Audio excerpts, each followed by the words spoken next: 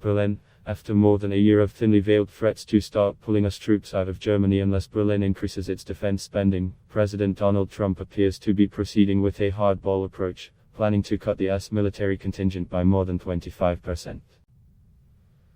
About American troops are stationed in Germany including civilian Department of Defense employees, and the plan Trump reportedly signed off on last week envisions reducing active duty personnel to, by September, with further cuts possible.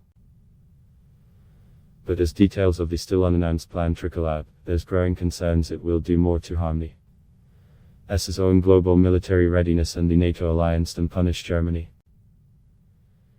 The decision was not discussed with Germany or other NATO members, and Congress was not officially informed, prompting a letter from 22 Republican members of the House Armed Services Committee urging a rethink.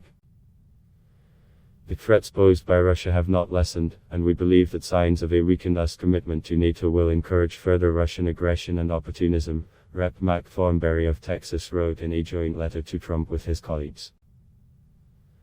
Sen. Jack Reed, the ranking Democrat on the Senate Armed Services Committee, slammed it as another favor to Russian President Vladimir Putin. But Richard Grenell, who resigned as US ambassador to Germany 2 weeks ago, told Germany's Bild newspaper that nobody should be surprised that Donald Trump is withdrawing troops. Grenell, who declined comment for this article, said he and others had been pushing for Germany to increase its defense spending and had talked openly about troop withdrawals since last summer.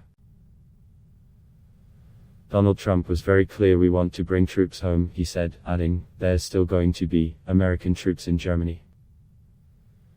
The suggestion that removing troops will punish Germany, however, overlooks the fact that American troops are no longer primarily there for the country's defense, said retired Gen. Ben Hodges, who commanded US Army Europe from 2014 until 2017. Gone are the days when hundreds of thousands of American troops were ready to fight in the streets of Berlin or rush into the strategic Fulda Gap, through which Soviet armor was poised to push into West Germany during the Cold War. The troops and capabilities that the US has deployed in Europe are not there to specifically defend Germany, they are part of our contribution to overall collective stability and security in Europe, said Hodges, now a strategic expert with the Center for European Policy Analysis, a Washington-based research institute. American facilities include Ramstein Air Base, a critical hub for operations in the Mideast and Africa and headquarters to the US Air Forces in Europe and Africa, the Landstuhl Regional Medical Center, which has saved the lives of countless Americans wounded in Iraq and Afghanistan, and the Stuttgart headquarters of both US European Command and US Africa Command. There's also the Wiesbaden headquarters of US Army Europe, the Spangdahlem F-16 fighter base, and the Grafenwohr training area, NATO's largest training facility in Europe. Hodges said the facilities are a critical part of the American global military footprint. What's lost in all this is the benefit to the United States of having forward-deployed capabilities that we can use not only for deterrence, but for employment elsewhere, he said. The base in Ramstein is not there for the US to defend Europe. It's there as a forward base for us to be able to fly into Africa, the Middle East.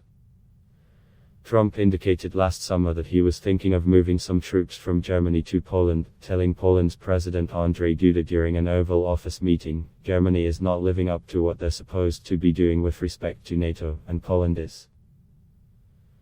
Duda has been trying to woo more American forces, even suggesting Poland would contribute over $2 billion to create a permanent US base, which he said could be named Fort Trump. In the current plan, at least some Germany-based troops are expected to be shifted to Poland. Following Trump's comments last June, US Ambassador to Poland Georgette Mosbaka tweeted August 8 that Poland meets its 2% of GDP spending obligation towards NATO. Germany does not. We would welcome American troops in Germany to come to Poland. Grenell then tweeted, it is offensive to assume that the US taxpayers will continue to pay for more than Americans in sharp Germany, but the Germans get to spend their surplus on sharp domestic programs. In response, Chancellor Angela Merkel reiterated Germany's commitment to work toward the 2% NATO defense spending benchmark, a goal it hopes to meet in 2031. NATO members agreed at a 2014 summit in Wales to aim to move toward spending 2% of GDP on defense. Since then, the year Russia annexed the Crimean Peninsula, overall NATO defense spending has grown annually. Since his election in 2016, Trump has pushed for the 2% as a hard target, and repeatedly singled out Germany as a major offender, though many others are also below the goal. In dollar terms, however, Germany committed nearly $54 billion last year, NATO's third largest budget after the US and Britain, while Poland spent slightly less than $12 billion.